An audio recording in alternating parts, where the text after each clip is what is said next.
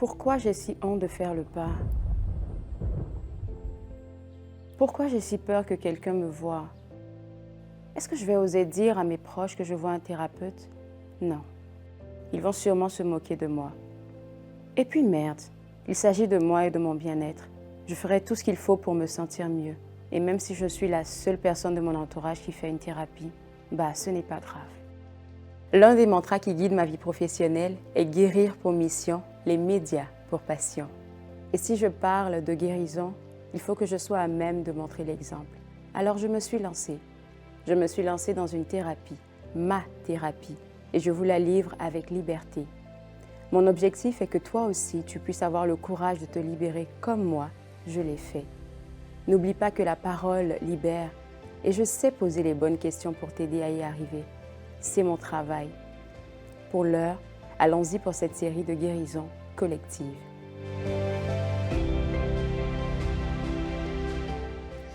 Alors, bienvenue encore. Merci. C'est notre troisième rencontre. Et parle-moi d'abord comment la semaine s'est passée pour toi. J'aime toujours commencer par là parce que... Ça a bien été. Ouais. Ça a bien été.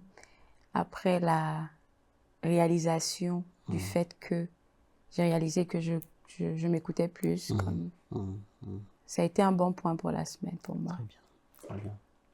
Est-ce que tu l'as mis en exercice aussi pendant la semaine? Est-ce que c'était présent, en tout cas plus présent en termes de comment je m'écoute?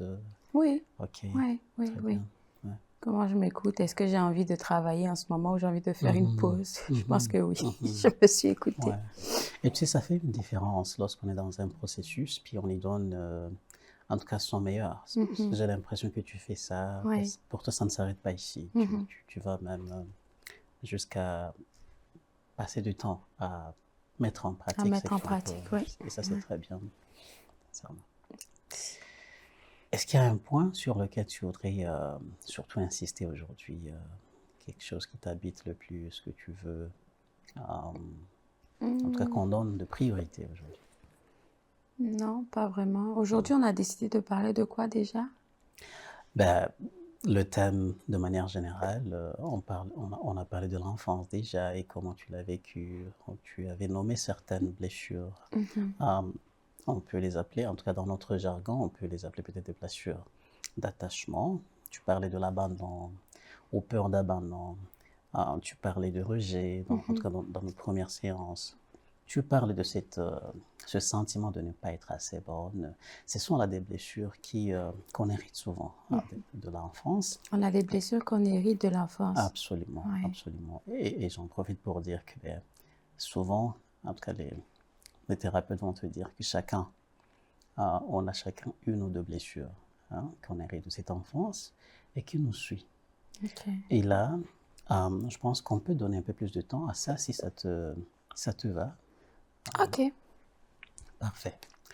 Alors, pour la séance passée, c'était au niveau de relations, comment ça se passe, comment tu te donnes la voix maintenant. Et c'est une séance, pour moi, j'ai compris qu'il y a des choses que tu as comprises sur toi. Mais si on insistait davantage sur la partie de toi qui parfois s'est sentie non désirée, qui s'est sentie abandonnée, le plus que tu peux, on aimerait donner un peu plus de voix à ça. Ces moments où tu t'es senti non désiré, amène-moi là. Je me suis refermée et repliée sur moi-même. C'était la seule chose à faire parce que si tu n'es pas accepté, tu restes dans ton coin. Qu'est-ce que tu vivais pour te dire je ne me sens pas accepté? Qu'est-ce que tu vivais dans ces moments-là?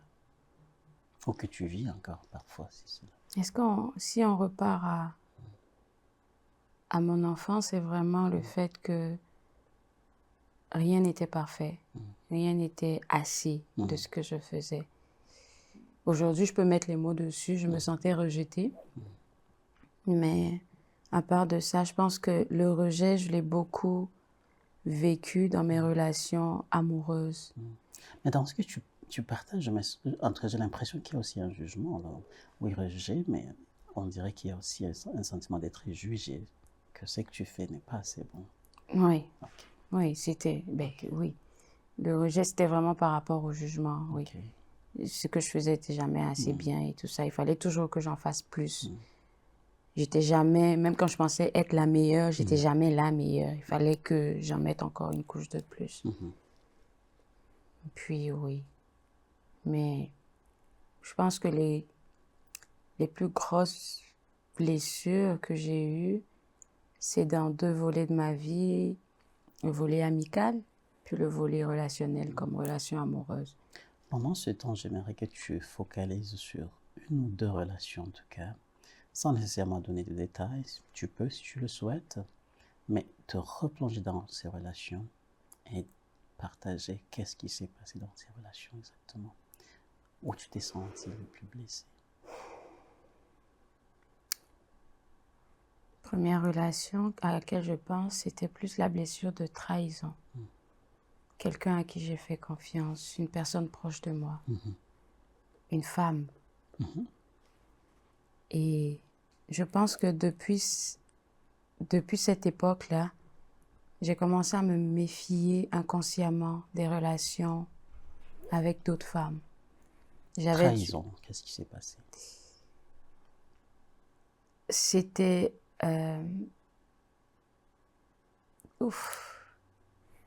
une trahison émotionnelle, une trahison de connexion aussi, je pourrais dire ça comme ça. C'est quelqu'un à qui je faisais vraiment confiance, mais qui a décidé, comme on le dit, de me faire à l'envers en étant avec mon copain, mon copain de l'époque qui m'a fait ça à l'envers en fait, qui m'a fait ça à l'envers. Et je vois qu'il y a un rire qui accompagne ce moment difficile. oui, il y a un rire parce que je ris de ma naïveté de l'époque, quoique je suis encore un peu naïve aujourd'hui. Je pense qu'on finit pas d'apprendre. Mais ma naïveté de l'époque, elle était extrême. Et c'est drôle que j'ai répété la même histoire avec une autre fille et ça s'est passé pareil, je sais pas. J'ai été vraiment naïve. Et pourquoi je ris, c'est parce que, peut-être qu'il va pas s'en souvenir, mais la fois où mon père a appris qu'est-ce qui s'était passé, la première fois que j'ai vécu cette expérience, il est juste passé devant la porte de ma chambre et il m'a fait comme quelque chose comme, les gens de Côte d'Ivoire vont rire sur moi, il m'a fait comme, t'as vu qu'est-ce qui t'est arrivé?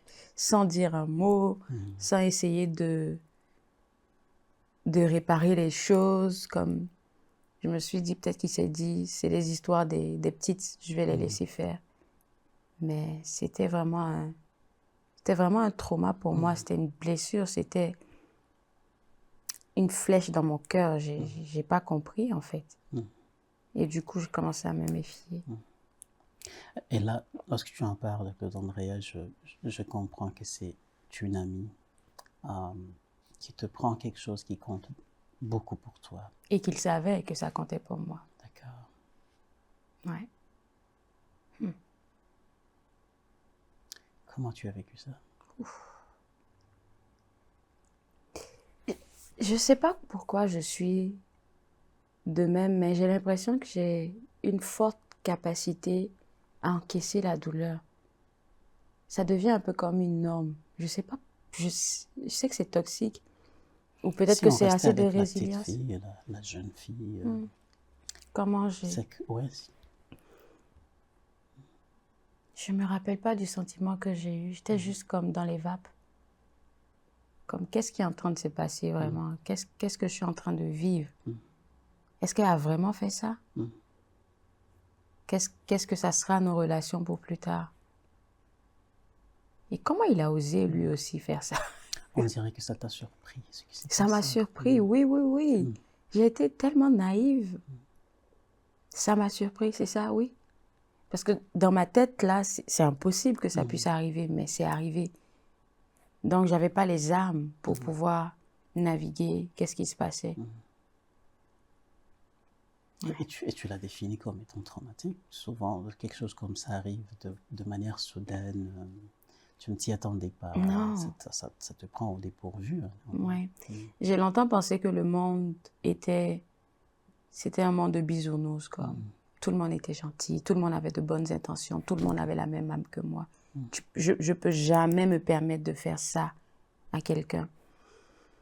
Et vu qu'on est en thérapie, je peux le dire, je pense que j'ai développé cette aptitude-là à penser inconsciemment être le second choix de quelqu'un. Je ne sais pas si je me fais comprendre. Et donc, ça ne me dérangeait pas que quelqu'un vienne me dire, écoute, je suis en relation, mais tu me plais et tout. Je suis comme, OK. De toute façon, on me l'a fait. Donc, dans ma tête, mon objectif, c'est d'être avec toi et te détourner de celle avec qui tu étais. C'est comme une vengeance que j'ai longtemps nourrie. Là, ça va. Ça rentre plus dans ma cuillère, mais j'ai longtemps vécu comme ça. Pour moi, quand un homme était avec quelqu'un qui... Je me dis, je m'en fous. Je sais pourquoi je suis là et mon objectif, là, même si on ne reste pas ensemble, je veux t'avoir, je vais t'avoir. C'était ça le mindset que j'avais. Comment dire, le blessé qui blesse aussi. Yes. C'est ça. Il y a eu changement de valeur quelque part, Oui. la manière de voir les choses, de voir les relations. Oui. Et là, je te dis, ben, ça aussi, ça existe, donc je peux aussi le faire. Tu dis que maintenant, tu procèdes différemment, tu fais les choses différemment. Est-ce que ça veut dire que c'est qu'avec cette jeune fille n'est plus influent pour toi? Est-ce qu'il y a une forme de guérison qui est là? Je dirais plutôt une forme de prise de conscience. Pas vraiment de guérison, mais de prise de conscience. Mais en même temps, la prise de conscience est douloureuse. Parce que ça arrive que je retombe dans certains travers. Et heureusement que j'ai ces prises de conscience-là, parce que du coup, j'ai un wake-up call. Et puis je me dis, non. Tu retombes dans les mêmes patterns. Fais attention. Fais attention. Qu'est-ce que tu observes souvent? C'est quoi les alertes pour toi? Ça vient de là. Ok. Ça vient de là, comme... J'essaie de m'écouter. J'essaie de m'écouter. Comment tu te sens ici? Est-ce que tu embarques dans ça? Est-ce que tu n'embarques pas? Est-ce que tu te donnes la chance de faire ci ou de faire ça? Peu importe le domaine. J'essaie vraiment de m'écouter. Tu sais, tout au long de nos séances, je réalise que s'écouter devient un outil très important pour toi. Oui.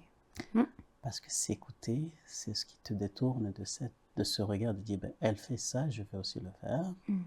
Mais quand tu dis, ben, moi, qu'est-ce que je vis? Comment je peux me donner la voix? Ça te fait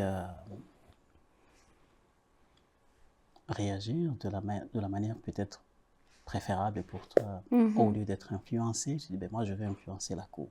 C'est ça. Je vais influencer le processus. Oui. Il y a une forme de renforcement, de force que tu gagnes en t'écoutant, ce que j'entends. Oui. En m'écoutant et en me parlant aussi.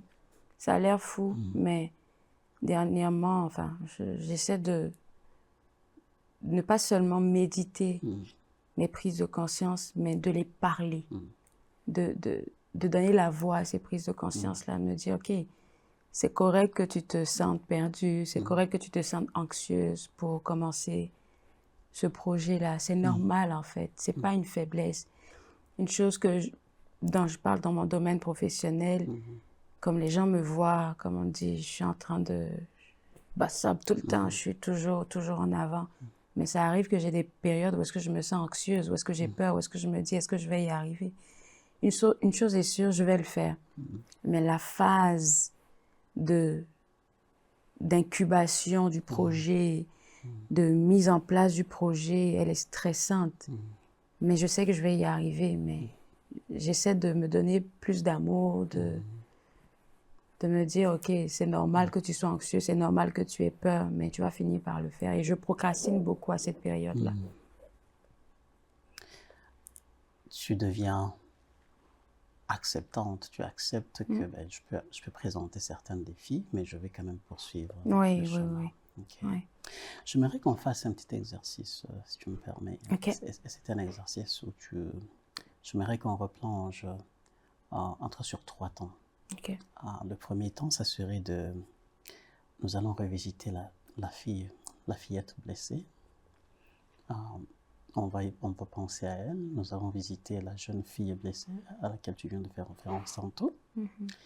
Et nous allons aussi visiter la jeune fille plus renforcée, plus en pouvoir que tu es aujourd'hui. Et par la suite, nous allons faire chemin ensemble. On pourra visualiser les deux, faire chemin ensemble. Ok. Donc, est-ce que la position dans laquelle tu es confortable comme ça? Oui. Ok. On prend un temps de silence où tu te replonges à ton enfance. Tu es dans ta maison. Tu observes la petite qui se pose des questions. Est-ce que ce que je fais va plaire à maman? Qui amène peut-être ses rapports de l'école, qui se fait dire, ben, tu aurais pu faire mieux. Et qui reçoit des claques. Et qui est en pleurs. Qui est en confusion.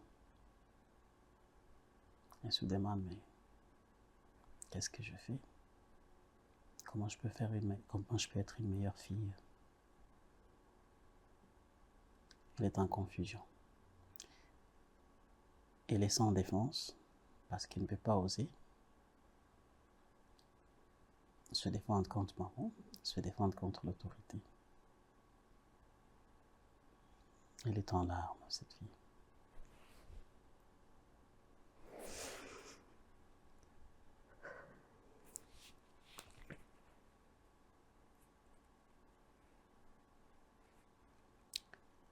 Et comme si cela ne suffisait pas. Et pourtant, pendant longtemps, elle pensait que je voudrais savoir à quoi ça ressemble d'avoir un ami. Je vois d'autres personnes qui ont des amis. Ils ont l'air d'avoir du plaisir, d'avoir des amis. Elle pense que j'ai grandi, je peux me permettre d'avoir des amis. Et là encore, on lui envoie le même message que... Merci.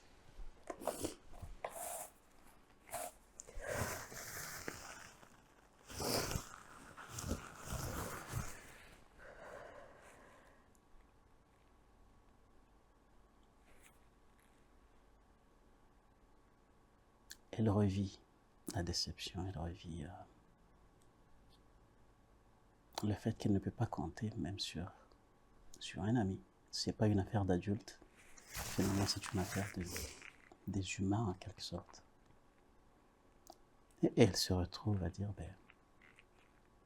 si les humains sont comme ça, je fais plus confiance et donc moi non plus.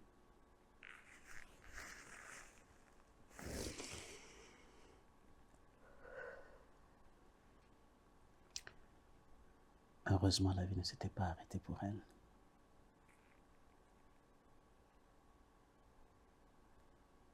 Elle n'a pas arrêté de chercher, de se poser des questions. Et cette fois-ci, elle se pose des questions. Mais comment je peux m'en sortir?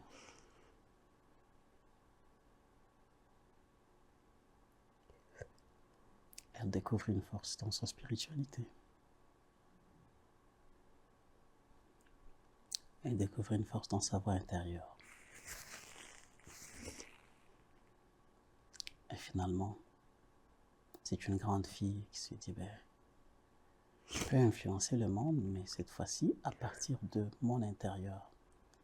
Pas à partir de la blessure, pas à partir de la méchanceté de l'autre, mais plutôt à partir de la voix que j'ai à l'intérieur de moi.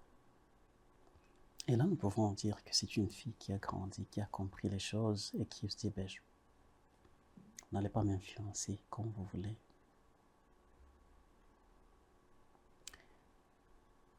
Et elle fait une rencontre avec ces deux jeunes filles. La petite fille est blessée chez elle et la fille est blessée dans son amitié. Mais dans cette grande fille, veut accompagner ces deux. Parce qu'elles font partie d'elles, leur histoire.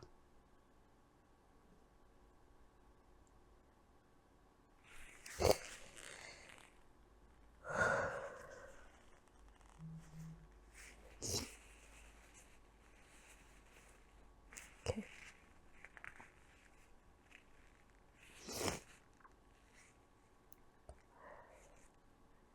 J'ai besoin d'apprendre à me pardonner. Malgré tout ce que j'ai pu vivre, en fait, quand je fais une erreur, j'ai toujours du mal à me pardonner. Comme si je devais tout savoir, même à 32 ans. Je sais que j'ai encore beaucoup à apprendre, je me parle, mais c'est encore difficile de me pardonner sur le coup, ça va prendre du temps. Ouais.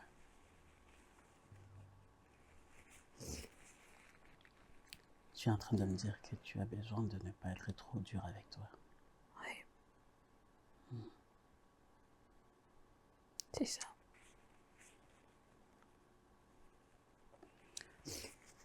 Et je souhaite que tu restes avec ça.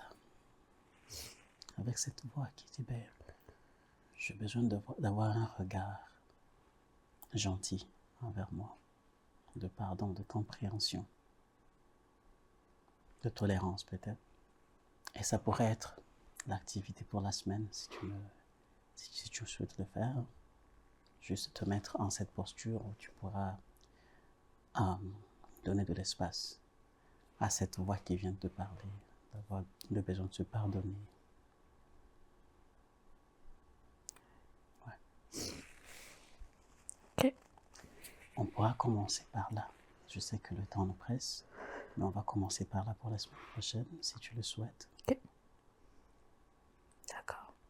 Avant de partir, je vérifie comment tu vas, comment je te sens en ce moment.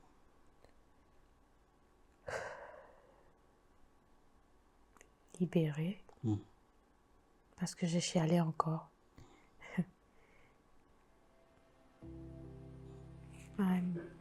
Libérée. Okay. On va rester avec ça. Okay. Est-ce qu'on se dit pour la semaine prochaine, même jour, même heure, même heure, oui. Même endroit? Ok. Ok. Merci. D'accord. Au revoir. Ah, Seigneur. Si tu veux faire partie de la série Guérir au-delà des frontières, rejoins-moi comme invité en m'écrivant à info claudeab@gmail.com.